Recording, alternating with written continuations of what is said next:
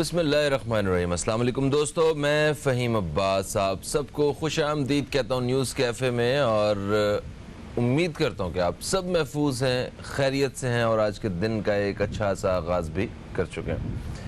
आज हम अपने प्रोग्राम का आगाज़ करेंगे एक बहुत बड़ी ख़बर के साथ, जिस ख़बर से यकीनन आप वाकिफ़ भी हैं।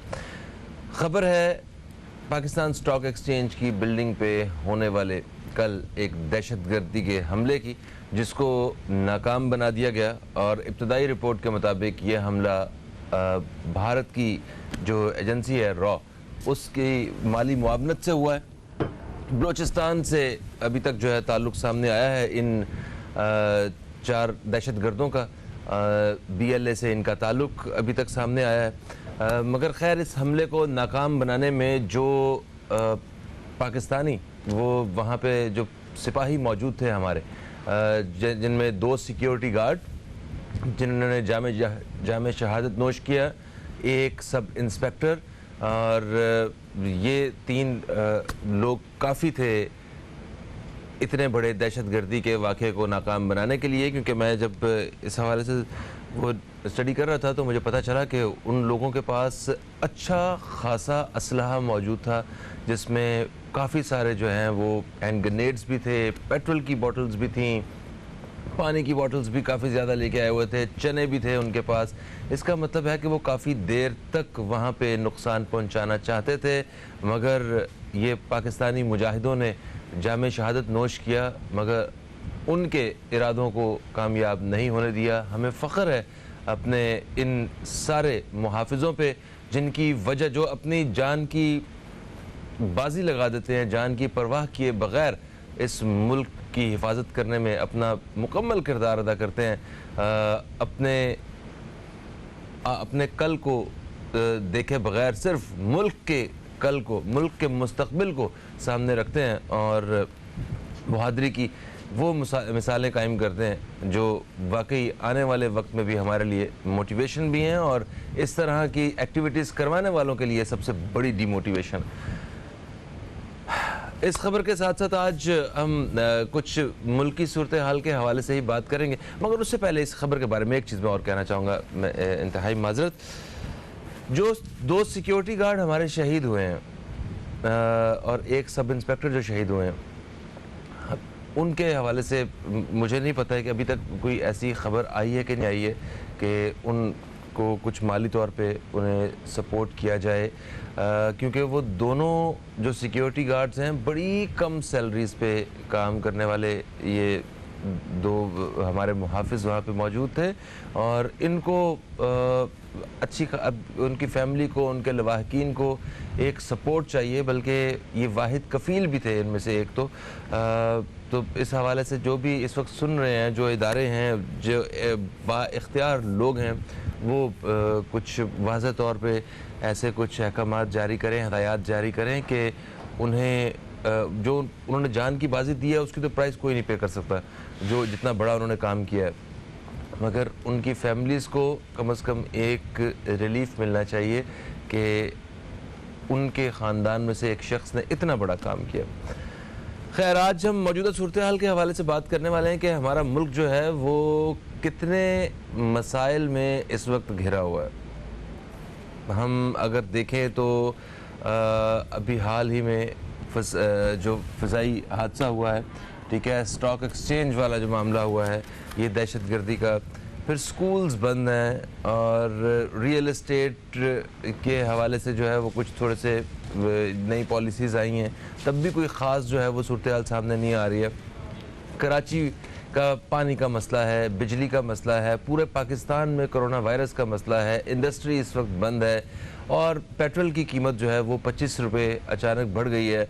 तो अवाम के अंदर एक मायूसी की लहर है। अवाम का ये कहना है कि शायद हुकूमत नाकाम हो गई है, मगर कुछ लोग बड़े होपफुल भी हैं, और वो बड़े पुरुमीद हैं कि इंशाल्लाह ये सब बेहतर हो जाएगा, और ये कुछ बदकिस्मती से कुछ ऐसे हालात पैदा हुए हैं। तो आज हम इसी हवाले से अपने प्रोग्राम में बात करने वाले हैं। हमारे साथ एक समाजी कारकुन मौजूद हैं, इंतखाब आलम साहब। हम आपको खुश आमदीद कहते हैं। अस्सलाम वालेकुम। थैंक यू भाई साहब, कैसे हैं आप? ठीक ठाक हैं? अल्हम्दुलिल्लाह, अल्लाह का शुक्र है। आराम कर रहे थे लॉकडाउन में। बिल्कुल सही हो गया। और हमारे साथ जो दूसरे मेहमान कॉल पे मौजूद होंगे, कर्नल रिटायर्ड असद महमूद साहब, वक्फे के बाद हम उन्हें शामिल करेंगे और उनकी राय भी इसी हवाले से शामिल करेंगे।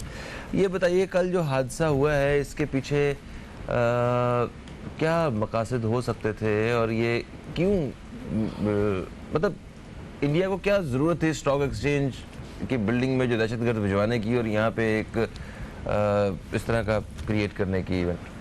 फहीम साहब देखें, इस वक्त जो है ना एक बड़ी जंग है दुनिया में। इस वक्त चीन, अमेरिका और बड़ी ताकतों के एक झगड़ा है, जंग है, ठीक है ना, अपनी क़ुव्वत के, अपनी ताकत का और अपने रिसोर्सेज के हासिल करने के लिए। और इसमें ज़ाहिर है पाकिस्तान भी का हिस्सा है। और आप भी जानते हैं CPEC का जब से ये मंसूबा आया है और CPEC को नाकाम बनाने के लिए इनके नुकसान किसको है ये सोचने की बात है। ज़ाहिर है इंडिया है और इस तरह के और ममालिक है जो कि पाकिस्तान से मतलब खुश नहीं है और पाकिस्तान को पनपता नहीं देख सकते और वो नहीं चाहते कि चीन का ये गर्म पानी का हिस्सा मिले। लेकिन थोड़ी सी मैं हिस्ट्री बताऊं, मैं एक इस मौके से फ़ायदा उठाते हैं फ़हीम साहब, आप अगर मैं 40 साल पहले जाऊं ना तो मेरे एक दोस्त थे, उनके फादर थे यहाँ पर जो है ये जहाज़, जहाँ मतलब जी हाँ, पोर्ट पर, ठीक है। तो वो बताते कि पोर्ट पे पाकिस्तान के अंदर कराची में जगह नहीं मिलती थी। आज से 40-45 साल पहले की बात है, जगह नहीं मिलती थी। अच्छा, मैं ये बताऊं कि that was the time basically, उस वक्त मुल्क दुश्मनों ने भांप लिया था कि यार ये पाकिस्तान का शहर कराची कहाँ जा रहा है। और आज यकीन करें, अगर ये मामला जो कराची में डिस्टर्बेंस रहा है एक अर्से 40 साल, ये नहीं होते तो आज ये सिंगापुर और दुबई से कम नहीं होता कराची। और कराची का मतलब पाकिस्तान कहाँ होता। तो ये उनके, अच्छा उसके बाद ये हुआ कि आप देखें कि एन उसी के बाद ये साजिशें शुरू हुई। अब आप सब पता चल गया कौन किसके एजेंट्स थे, चाहे माजिद कौम है चाहे सिंधी कौम थे, कौमियतों की बुनियाद पे इन्होंने एजेंट्स पैदा किए, उनको फंडिंग की, सब खुली किताब की तरह है। बलूचिस्तान में एजेंट्स पैदा किए। मेरे एक स्कूल में मेरा चौकीदार है औरंगजेब रहता था, मुझे कहा फ़हीम भाई उसने कि इंतखाब साहब मैं आपको बताऊं, एक आपको याद होगा कि शुरू में जब ये सिलसिला शुरू हुआ और जब ये टारगेट किलिंग होती तो आपको याद होगा कि कई साल तक 30-35 की फिगर थी, 30-40, लेकिन बहुत शोर मचा इसके ऊपर। और जब ये सिलसिला चल रहा था, मेरे चौकीदार ने औरंगी में रहते हुए कहीं चौपाल पे छूनी बात सुनी होगी इसने कि दैट इज़ द टारगेट के फ्यूचर में अब ये फिगर कम करनी है और 10 के करीब मारने हैं। और ये बात उससे 2 महीने पहले की, 2 महीने 3 महीने बाद यही हुआ कि अब 10 की फिगर आ गई। मतलब फिर ये सिलसिला चलता रहा। मकसद मैं कहना चाह रहा हूं, मुल्क दुश्मन लोग जो हैं ये उनकी मदद के बगैर तो ऐसा मुमकिन नहीं कर सकते, वो नहीं कर सकते। उनको फंडिंग मिलती है, ये सब पल रहे हैं वहाँ पे। ये बलोच लिबरेशन फ्रंट वाले ये कहाँ पल रहे हैं? लंदन में इनके मरकज है यहाँ। वेलकम बैक, आप देख रहे हैं न्यूज़ कैफ़े, मैं हूं फ़हीम अब्बास और इस वक्त हम अपने प्रोग्राम में बात कर रहे हैं कि क्या मौजूदा हुकूमत मुल्की मसाइल हल करने में कामयाब हुई है। तब्दीली कब, कहाँ और कैसे मुमकिन हो सकेगी, इस हवाले से बात करेंगे। हमारे साथ इंतखाब आलम साहब मौजूद हैं। इंतखाब साहब, ये बताइए कि इस वक्त जो अवाम की शिकायत हैं, हुकूमत जो है उनकी तवक्को के मुताबिक पूरा उतरेगी मुस्तकबिल करीब में, आप क्या अंदाज़ा लगाते हैं? जो पिछला फ़हीम साहब जो पिछला दौर गुजरा है, अभी तक 2 साल के तकरीबन गुजरे हैं, उसमें तो बहुत ही यानी अजीब इनकी हिमाकतें रही हैं। भले वो सिंसियर होंगे खान साहब, लेकिन हकीकत बात यह है कि आप इसकी ऐसी मिसाल ले लें, किसी एक इंडस्ट्री को चलाने के लिए आपने किसी मैनेजर को बैठा दिया, ईमानदार तो है लेकिन उसको तजर्बा नहीं है। उस तजर्बा ना होने की वजह से बहुत ज़्यादा नुकसान हो रहे हैं। इनकी अपनी रिपोर्ट पेश की है इन्होंने कि 270 अरब रुपए जो है बदउनवानी हुई हैं। ये ऑफिशियल रिपोर्ट इन्होंने पेश की है। 1 अरब रुपए रोज़ाना होती है, ये 1 अरब रुपए रोज़ाना की बदउनवानी हुई है। ये 300 अरब पे रोते रहे नवाज शरीफ के ऊपर, फलां के ऊपर रोते रहे और इनके ये हाल ही वगैरह कई जगहों पे इन्होंने मतलब जो डैमेजेस किए हैं। अभी देखें ना, इनके अपने अंदर की लड़ाई वो ख़त्म नहीं हो रही हैं। और इनके चाहे आप चीनी का ले लें, आटे का ले लें, हर जगह इनकी हिमाकतें नज़र आती हैं। अभी जो है पेट्रोल पे अचानक इन्होंने ब्लैकमेल हुए और 300 अरब रुपए का टीका लगाया है। आवाम को लगाया ना ये टीका, 25 रुपये 58 पैसे अचानक इजाफा कर दिया। और मतलब और ये अजीब कम सी भी तो मेरा ख्याल कोई 40 रुपए के करीब कम भी तो हुआ था। कम किया था, लेकिन इंटरनेशनल उससे अगर प्रोपोर्शनली देखा जाए तो ये कोई कमाल नहीं किया उन्होंने। नहीं, मुझे इस हवाले से कि मैं कोई एक्सपर्ट नहीं हूँ, मगर जहाँ तक मेरी आम सी एक राय है, जो इल्म है उसके मुताबिक तो पेट्रोल की आलमी मंडियों में कीमतें ये थी कि आपको कह रहे थे कि पेट्रोल उठा के तेल ले जाएं, पैसे भी ले लें हमसे, इसे ले जाएं यहाँ से, ठीक है, अमेरिका में, मतलब इस कदर सस्ता हुआ था। बिल्कुल बिल्कुल। उसके बाद अभी जो वो क्रूड ऑयल की जो कीमत जिस दिन ये सारा वाकया हमने देखा तो वो $35 के हिसाब से कुछ उस तरह चल रहा था, तो कीमत तो वहाँ भी बड़ी है। हम उन दिनों की कीमत के साथ आजकल की कीमत का मुवाजना नहीं कर सकते। नहीं, हम तो मुवाजना 25 रुपए का सवाल हो सकता है कि वो ज्यादा पैसे उन्होंने बढ़ गए होंगे। नहीं, फायदा किसको पहुंचाया है? देखें ना, इनसे मतलब आप ब्लैकमेल हुए हैं, इनको फायदा किसको पहुंचा? इन कंपनीज को पहुंचा देंगे। यहाँ तो या तो IMF को फायदा पहुंचता है, ठीक है जी, और या फिर ये कि ये जो PSO दीकर इनको फायदा पहुंचा है। अवाम कहाँ गई? अवाम को तो वो सर फिर ये अवाम को इतना ज्यादती हुई है, तो अवाम फैसला कर लेना कि हमने जो फ्यूल है वो सिर्फ पाकिस्तान स्टेट ऑयल से लेंगे, बाकी जितने जो ब्लैकमेलर कंपनीज हैं हम कहीं से फ्यूल लेंगे ही नहीं। क्या करेंगे? मतलब एक दिन का इत्तेहाद अवाम का वो सबको राह रास्त पे ले आएगा। मकसद ये है कि अवाम किसके पीछे जाए? हुकूमत खुद एक आइडियलिज्म मतलब आइडियल हो, हुकूमत खुद एक मतलब अपने आप को एक इस तरह साबित करे कि अवाम सब उसके साथ जो है अटैच हो जाएं, उसको ओबे करें, तब तो एक हो सकते हैं ना। यहाँ तो मतलब कोई एक इस तरह एक कभी नहीं हो सकता। स्कूल का एक सरबराह अगर वो खुद अगर मतलब वो ना लेके चल रहा हो अपने पीछे बच्चों को, स्टाफ को, और खुद डिवाइड हो, तो फिर जाहिर है वो स्कूल भी डिवाइड होगा। सरबराह जो है उनसे वैसे ही इख्तलाफ जो है वो अवाम इसलिए ये डाल के बैठे हुए हैं कि उन्होंने कहा कुछ था, किया कुछ है, उन्होंने वादे कुछ किए थे और वो अपनी ही बातों को जो है वो पूरा नहीं कर पा रहे, अभी तक डिलीवर नहीं कर सके। पब्लिक इसीलिए परेशान है कि उनको मतलब महंगाई है वो बढ़ी जा रही है, मफलूज हाल वो मज़ीद अवाम होती जा रही है, हर जगह उनको जो है ना मसाइल के शिकार हैं, पानी, बिजली, तमाम बुनियादी सहूलियात उनको दस्तयाब नहीं है।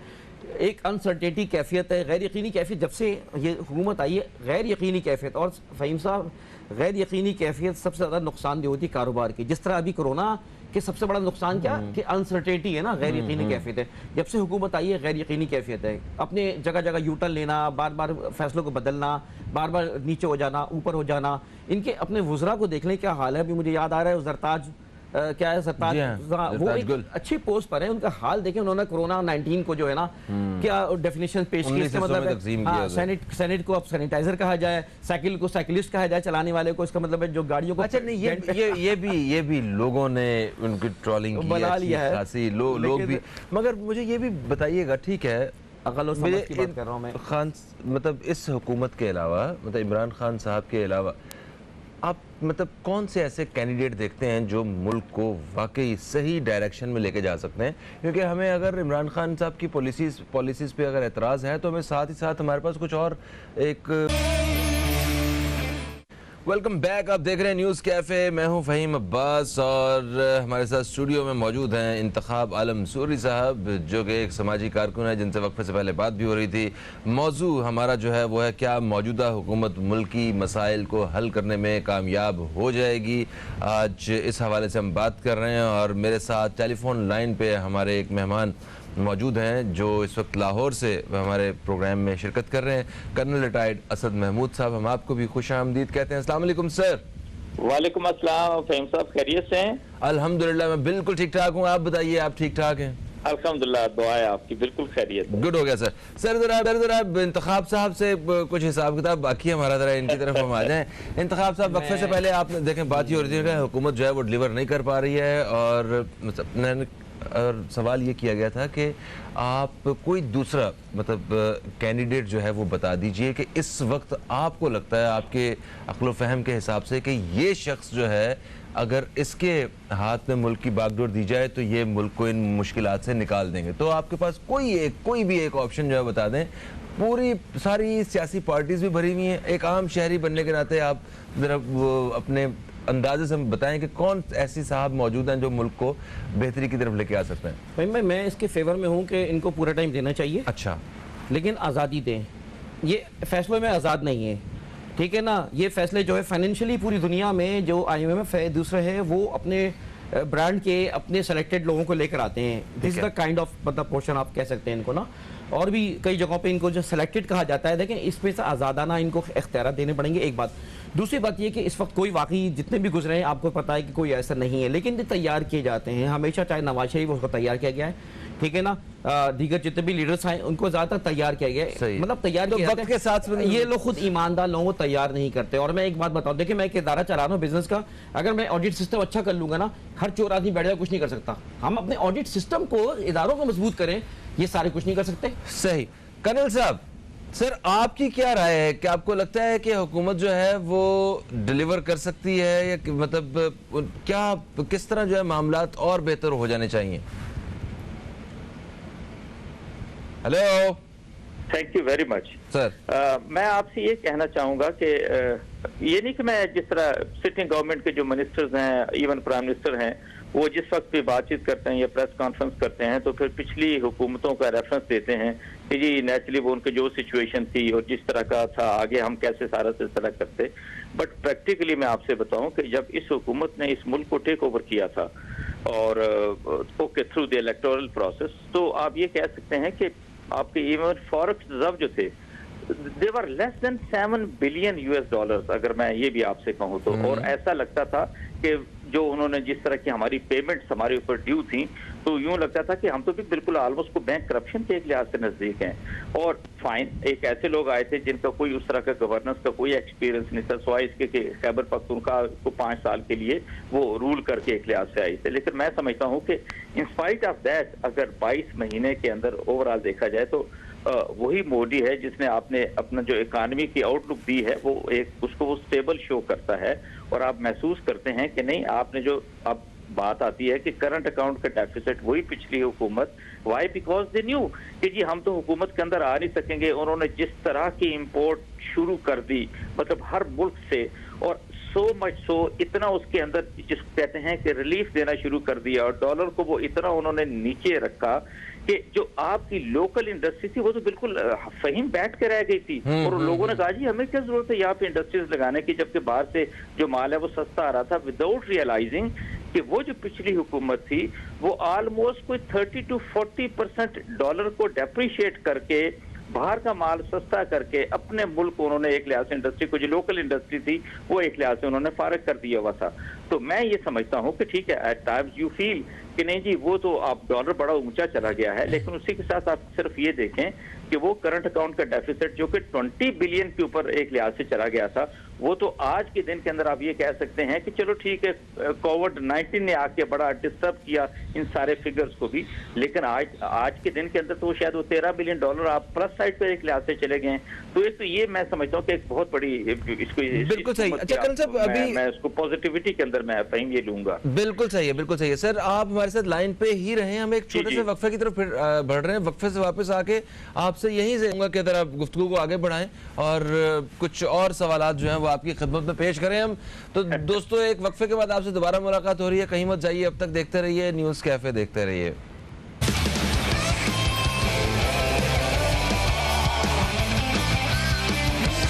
मैं हूं फहीम अब्बास और मौजूदा सूरत हाल के हवाले से आज हम अपने प्रोग्राम में बात कर रहे हैं इंतखाब आलम सूरी साहब से और कर्नल रिटायर्ड असद महमूद साहब से, जो इस वक्त हमारे साथ टेलीफोन लाइन पे मौजूद हैं। और कर्नल साहब आपसे एक राय मुझे और लेनी है। अभी वक्फे से पहले जिस तरह इंतखाब साहब से जब बात हुई थी, उन्होंने कहा कि अगर हुकूमत के पास आज़ादाना फैसलों का इख्तियार हो तो मुल्क हमारा बेहतरी की तरफ जो है वो ज़्यादा जल्दी जो है वो गामजन हो सकता है। इस हवाले से आप क्या ख्यालात रखते हैं सर? यहाँ पर बिल्कुल मैं सूरी साहब को टू सम एक्सटेंट सेकंड इसलिए करूंगा कि नेचुरली जब आप फाइनेंशियली इंडिपेंडेंट नहीं होते, जब आपने कर्जे भी अदा करने हैं, सूद भी अदा करने हैं, IMF वर्ल्ड बैंक से जब आपने लोन लिया हुआ होता है, सर्टली उसकी कोई टर्म्स और कंडीशंस होती हैं जिस तरीके से पिछली हुकूमतें करती रही हैं। तो मेरा ख्याल है ये तो एक इशू है जिसके ऊपर सर्टली आई वुड से कि हुकूमत को मेरा ख्याल है बड़ा सीरियसली सोचना है कि ये कब तक ये सिलसिला ऐसा चलेगा। मैं ये तो इस हुकूमत को क्रेडिट दूंगा कि जब से आए हैं इन्होंने बिल्कुल कर्जों को, जो पिछले कर्जे थे सूद समेत वो अदा करने की एक लिहाज से कोशिश की है, थोड़ा सा इकोनॉमिक स्टेबिलिटी की तरफ भी जाने की कोशिश की है, इंडिपेंडेंस की तरफ भी जाने की कोशिश की है। बट स्टिल हाँ, ये फैक्टर ऐसा है कि नेचुरली वो एट टाइम्स आपको फील होता है कि जो आपकी इस वक्त हुकूमत है वो उसको जैसे डिक्टेट किया जाता है उसको सुनना पड़ता है। एक छोटी सी एग्जांपल है, अभी IMF वर्ल्ड बैंक की तरफ से मैसेज आया था कि जी आप सरकारी मुलाजमीन जो है उनकी तनख्वाह को ऑलमोस्ट को 20% डिक्रीज कर दें। वाई? बिकॉज ये चीज़ें जो हैं ये तो जर्मनी और यूरोप के जो दूसरे ममालिक हैं उसके अंदर इसको एक्सपीरियंस किया गया है, बिकॉज लोग घरों पे बैठे आप उनको तनख्वाहें दे रहे हैं। तो ये तो मैं इस हुकूमत को इतना तो क्रेडिट दूंगा कि अगर इन्होंने लोगों की तनख्वाहें या पेंशन नहीं बढ़ाई तो एटलीस्ट ऐसा तो नहीं किया कि इन्होंने तनख्वाहों के अंदर खुदा ना खास्ता कहीं कटौती कर लीजिए। आप देखें ना, अभी हम हैं तो हम सारे लोगों के साथ ही हैं और मुल्क की जो मुआशी सूरत हाल है वो भी मेरा ख्याल है हम सबके सामने है।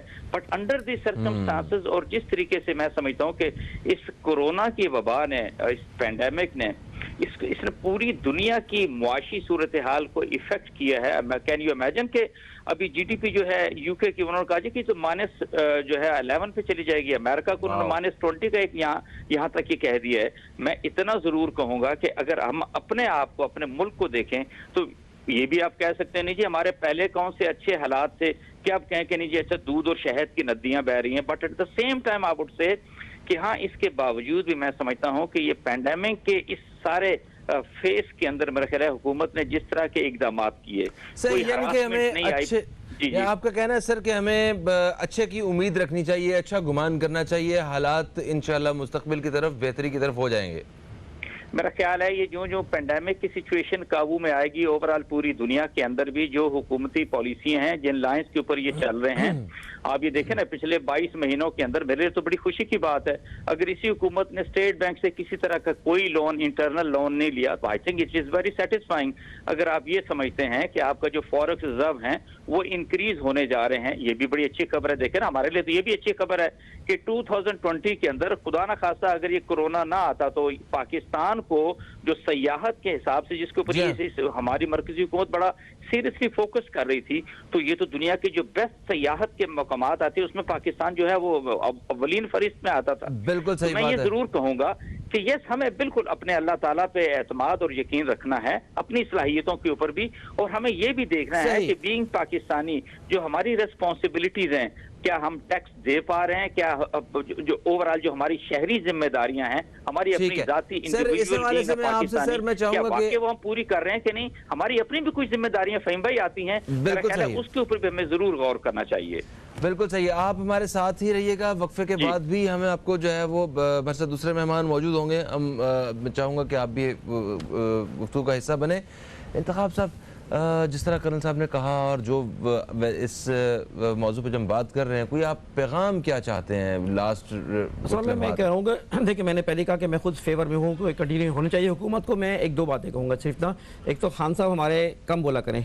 अच्छा, हर चीज में हर जगह वो बोलते हैं और फंसते हैं, ठीक है ना? मतलब दावे कम किया, मतलब दावे भी करते हैं और मतलब यूटर्न ले लेते हैं, अपनी गुफ्तगू बेतुकी करते हैं, उनको मालूमात नहीं होती, हिस्ट्री का पता नहीं होता, बाद दफा वो करते हैं, फंसते हैं। दूसरी बात है कि फैसलों में मशवरा कर लिया करें। अभी जो पायलटों के मामले में इन्होंने कौमी असम्बली में मुझे ऐलान किया है और रिपोर्ट पेश की है, पूरी भत उड़ी है पाकिस्तानी पायलटों की। इस वक्त जो है वैसी यहाँ के एयरलाइंस वैसी मुश्किलात के शिकार हैं, कोरोना अलग है, और उस पर इनके ये ऐलान इतना ज्यादा नुकसानदेह, कुवैत से लेकर कई जगहों से इनके पायलट्स निकाल दिए। कुछ जगहों पे तो हमारे जो जहाज हैं उन्हें बिल्कुल अलग लैंड करवाया जाता है कि खोली ना जान के थे। बिल्कुल, हालांकि भाई कोई ड्राइवर अच्छा हो।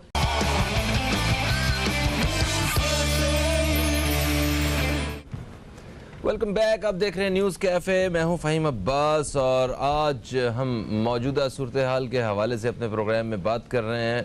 हमारे साथ वक्फे से पहले इंतखाब आलम साहब मौजूद थे और कर्नल रिटायर्ड असद महमूद साहब हमारे साथ लाइन पे मौजूद थे। उन्हें अभी हम दोबारा फिर लाइन पे लेंगे और मैं तारुफ करवाता चलूँ कि हमारे साथ इस वक्त स्टूडियो में मौजूद हैं जनाब सैयद उबैद शाह साहब। आपको हम खुश आमदीद कहते हैं, आप एक सीनियर तजज़ियाकार हैं।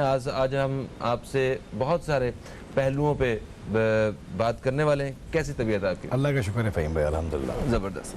अच्छा जी, वक्फे से पहले बात ये हुई कि जब हमारे साथ मेहमान मौजूद थे उन्होंने कहा कि जो ये गवर्नमेंट है वो सही तरह डिलीवर करने में अभी तक कामयाब नहीं हो पाई है और लोग मायूस होते जा रहे हैं, उनकी तवक्कुआत पे पूरा नहीं उतर रही है। आप ये बताइए कि आपको क्या लगता है कि ऐसी वो कौन सी रुकावटें हैं इस गवर्नमेंट के रास्ते में जो इनको रोक रही हैं काम करने से, या उस तरक्की की उस रफ्तार को जो ये मेंटेन करना चाहते थे जो नहीं कर पा रहे, वो रुकावटें क्या है? शुक्रिया फ़हीम भाई, बड़ी आपने एक नए पहलू पर बातचीत शुरू की है। ये अच्छी बात है क्योंकि ज़ाहिर नाकामियों पर बात तो होती ही रहती है और नाकामी की वजूहात को भी तलाश करने की ज़रूरत होती है। बहरहाल इमरान खान साहब के बारे में मैं ख़ुद भी उनका नाक़िद हूँ और मैं उनका बड़ा शहदाई भी रहा हूँ, उनका सपोर्टर भी रहा हूँ।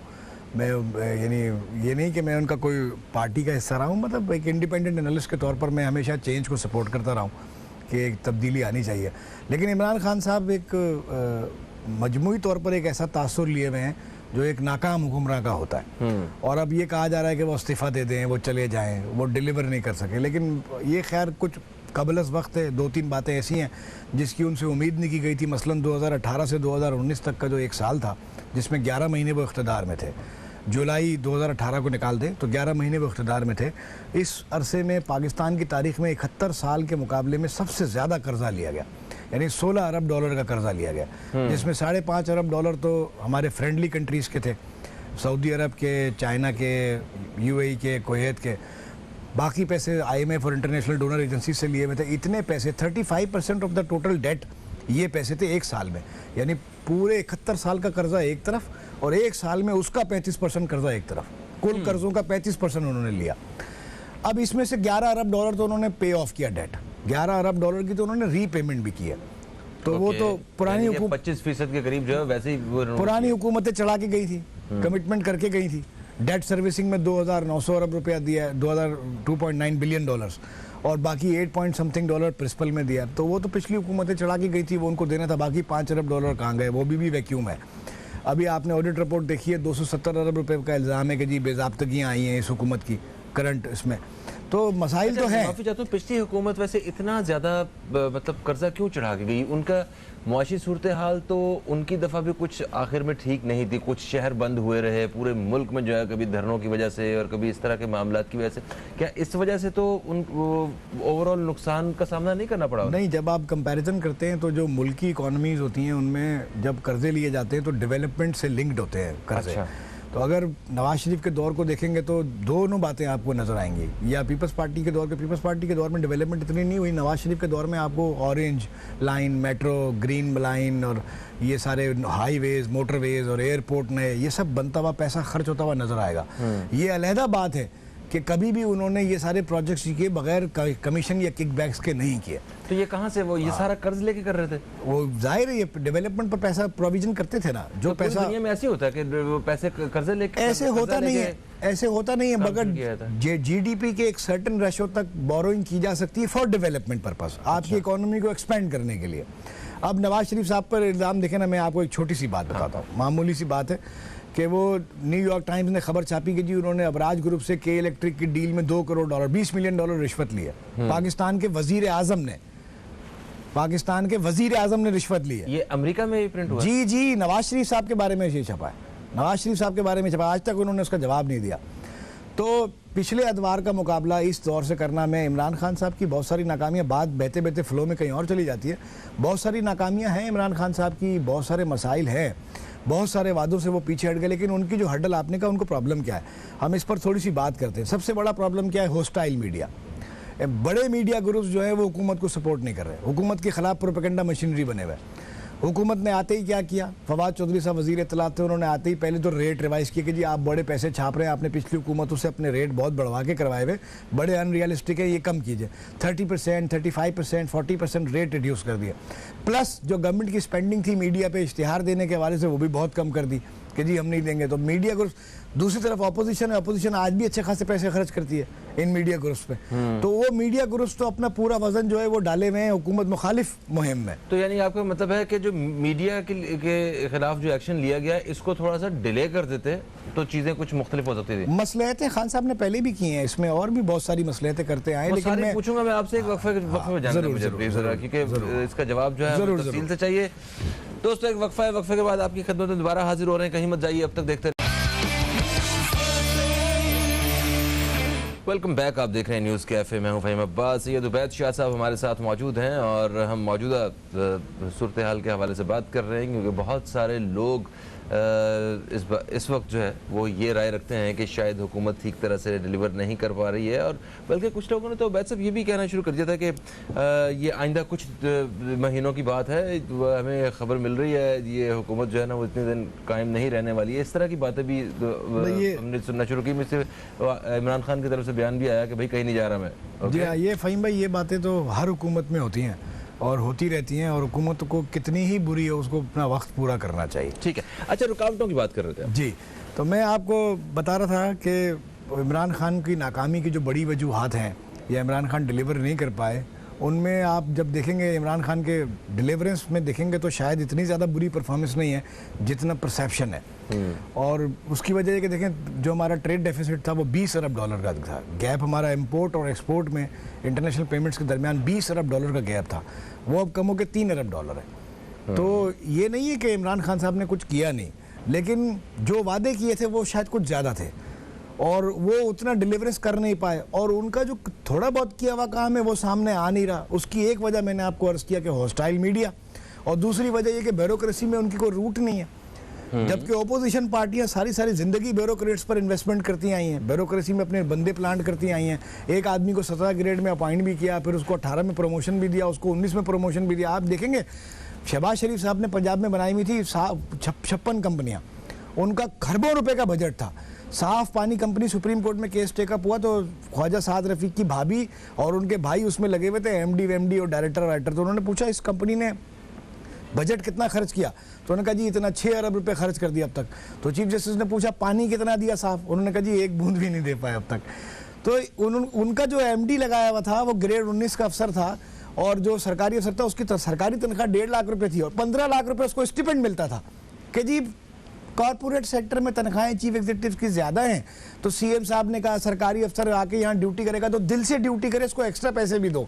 उसकी तनख्वाह सरकारी 1.5 लाख रुपए है, 15 लाख रुपए उसको वजीफा मिलता है और एक बूंद पानी प्रोड्यूस नहीं कर सके। ये किस मुंह से अपोजिशन? देखें ना, इमरान खान साहब की एक बड़ी नाकामी जो मैं महसूस करता हूँ वो क्या है कि ऐसे लोग इस ओपोजिशन जैसे लोगों की तरफ जो है लोगों ने देखना शुरू कर दिया हमदर्दी से, उनसे हमदर्दी शुरू हो गई।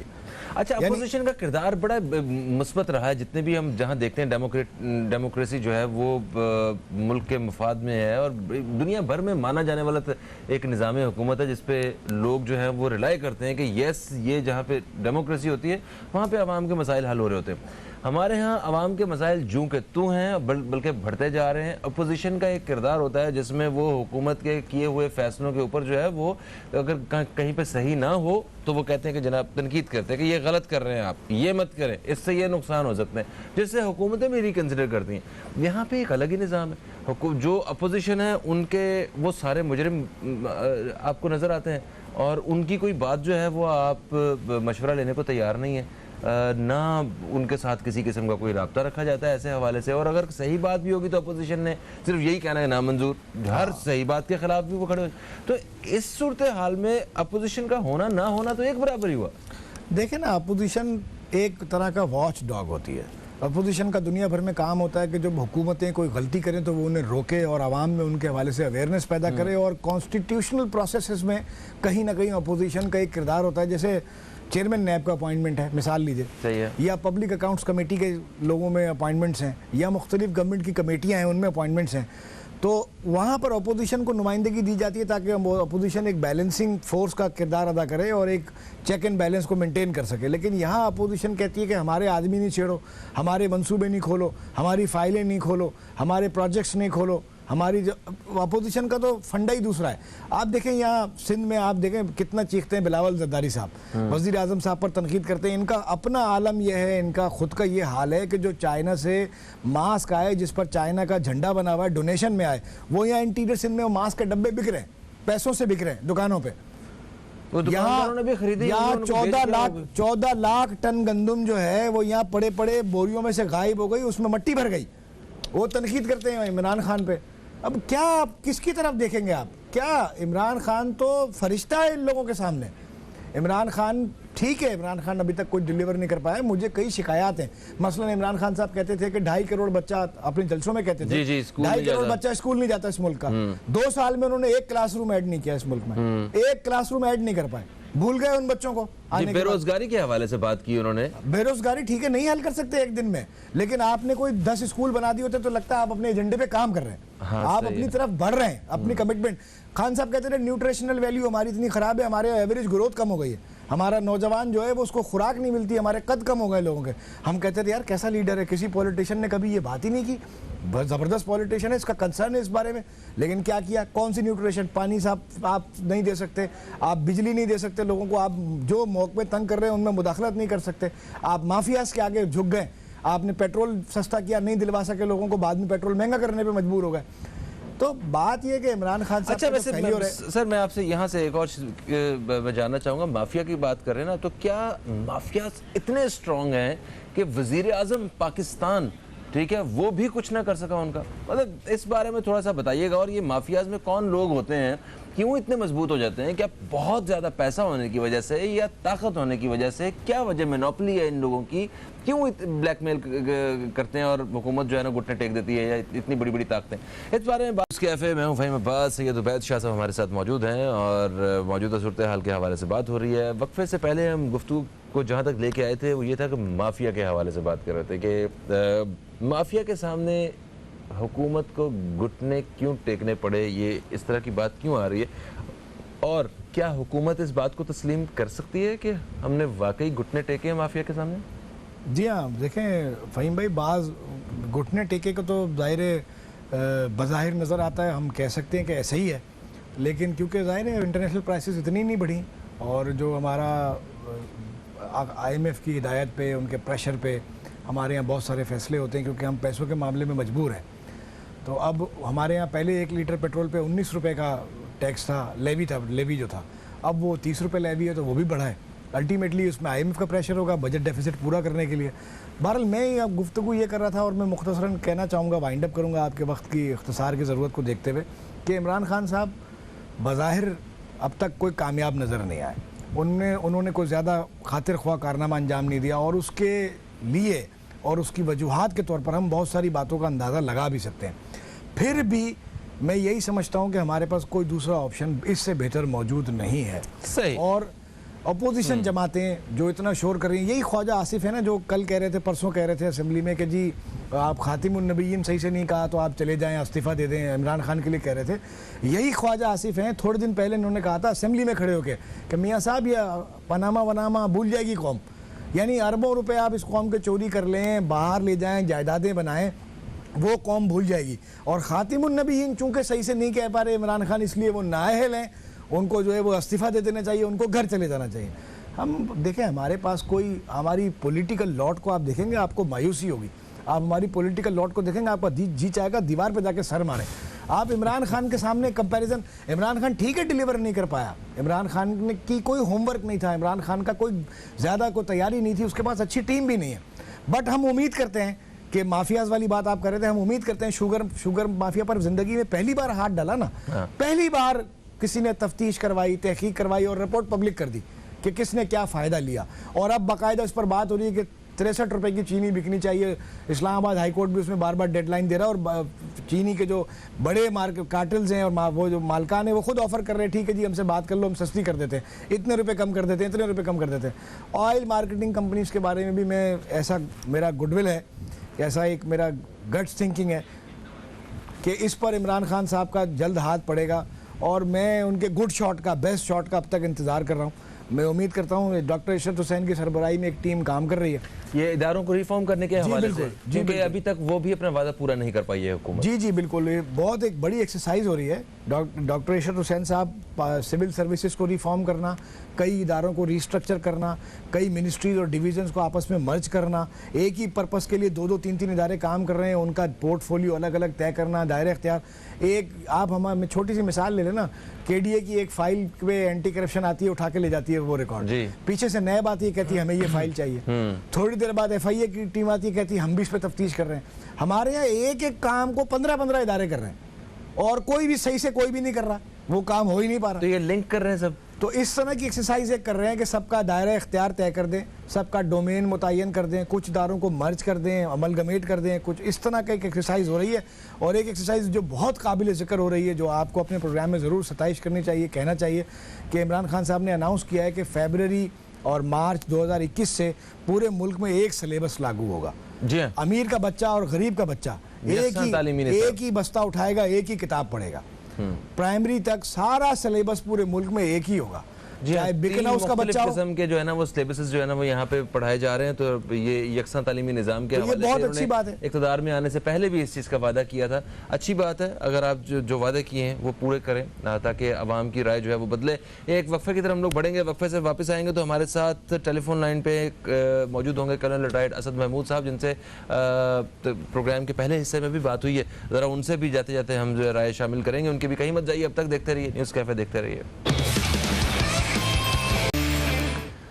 एक वक्फे के बाद आपको फिर से खुश आमदीद कहते हैं हम न्यूज़ कैफ़े में। और आज न्यूज़ कैफ़े में हम बात कर रहे हैं मौजूदा हुकूमत के डिलीवर करने के हवाले से। और हमारे साथ सैयद उबैद शाह मौजूद है, जिनसे वक्फे से पहले बात भी हो रही थी। हमारे साथ टेलीफोन लाइन पे लाहौर से मौजूद हैं कर्नल रिटायर्ड असद महमूद साहब। आपको सर एक दफ़ा फिर से हम खुश आमदीद कहते हैं, कैसे हैं आप? Thank you very much Sam साहब, बहुत शुक्रिया। अच्छा सर, सवाल जो है अभी हमने मुख्तलिफ पहलुओं पर उबैद शाह साहब से बात की है। मैं चाहता हूँ कि आपसे ये बात की जाए कि क्या करप्शन में कमी आपको देखने में मिली है इस हुकूमत के आने के बाद? लोगों ने ये तवक्को रखी हुई थी कि ये जैसे ही नई गवर्नमेंट आएगी एक चेंज आएगा, रिश्वत ख़त्म हो जाएगी और ये सारी इस तरह की करप्शन जो इदारों में है ये ख़त्म हो जाएंगी, इदारे रिफॉर्म हो जाएंगे। आपको लगता है कि करप्शन का खात्मा हुआ है, आवाम को कुछ रिलीफ मिला है इस हवाले से भी? ये बड़ा चिपता हुआ, बड़ा डाइवर्सिफाइड सब्जेक्ट है जो कि हम डिस्कशन कर रहे हैं। देखिए, एक मैं आपसे बताऊं, अगर रिलेटिव टर्म्स के अगर हम बात करें और कंपेयर करें पिछली हुकूमत को इस हुकूमत के साथ, तो मैं ये तो कह सकता हूं कि पिछली हुकूमत के तो वज़राए आज़म, वज़राए आला और फिर उनके जो मिनिस्टर्स थे और उनके फिर डिफरेंट तरह के जो पोलिटिकल लोग थे, वो तो उनके दफ्तरों में बैठ के आप कहते हैं कि सौदेबाजी होती थी, करप्शन होती थी, सारा कुछ है। ये चीज मैं समझता हूँ कि इस जो टॉप लेवल के ऊपर जो है वो प्रेजेंट गवर्नमेंट के अंदर तो नहीं है। आप चलते हैं इदारों की तरफ, आप चलते हैं ये इंडिविजुअल्स की तरफ, तो देखिए ना, अगर आपके पास एंटी करप्शन के नाम पे बेतहाशा इदारे मौजूद हैं उनको काउंटर करने के लिए, उनको कवर करने के लिए, but it is very unfortunate, जो करप्शन करता है वो भी ब्यूरोक्रेट है, जिसने पकड़ना है वो भी ब्यूरोक्रेट है, और ये आपस में सारे के सारे एक्चुअली मिले हुए हैं। और मैं ये ज़रूर कहूँगा कि इस हुकूमत का जब ये इनिशियली आए थे तो शुरू के जो चंद माह थे आपने महसूस किया या तो काम ही ख़त्म हो गया था, लोग काम नहीं करते थे, पेन छोड़ दिया था, और हल्के हल्के उनको डर था कि पता नहीं हुकूमत क्या कर देगी। अच्छा, हुकूमत ने बजाय इसके कि इस ब्यूरोक्रेसी के ऊपर कोई चेक एंड बैलेंस लेकर आती, कोई सजा और जजा का सिस्टम को बेहतर तरीके से इंट्रोड्यूस करती, उन्होंने बजाय उनको कहा जी कि नहीं, आपको तो हम किसी तरीके से जो सरकारी मुलाजिम है उनको नैब से डरने की कोई जरूरत नहीं है, आपको कोई किसी तरह का प्रॉब्लम नहीं होगा। तो नतीजा क्या निकला? यही ब्यूरोक्रेसी जो है वो और खुल के एक लिहाज से खेलने लगी। और आज भी सिचुएशन आप यकीन मानिए वो ये है कि हाँ, बिल्कुल करप्शन नीचे जिस तरीके से पहले चल रही थी वो हो रही थी, टॉप लेवल की नहीं है, लेकिन जो आपकी ब्यूरोक्रेसी है ये बिल्कुल इसके अंदर मौजूद है। और कितने एंटी करप्शन के आप सिंध के अंदर देख लें, बेतहाशा एंटी करप्शन के डिपार्टमेंट हैं। आप समझते हैं कि क्या उन्होंने जाली डोमिसाइल है वो किसी तरीके से पकड़ लिए?